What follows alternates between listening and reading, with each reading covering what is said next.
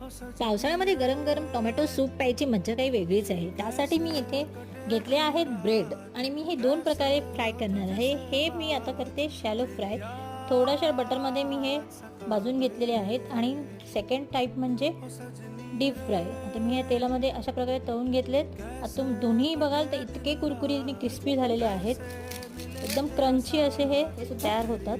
तुम्हाला पाहिजे तो प्रकार तुम्ही करू शकता। आणि सूपसाठी इथे मी नॉरचा टोमॅटो चटपटा सूप घेतलेला आहे। एक मीडियम साईज ग्लास पाणी मी इथे घेतलं आहे आणि त्याच्यात एक पॅकेट मी पूर्ण टाकून चांगल्या प्रकारे हे हलवून घ्यायचं आहे। त्याच्यामध्ये असे छोटे छोटे ब्रेडचे क्रम्स आहेत, पण त्यापेक्षा हे क्रम्स आपण जर वापरले तर ते अतिशय टेस्टी लागेल। तुम्हाला हे सूप नक्की आवडेल, नक्की करून बघा।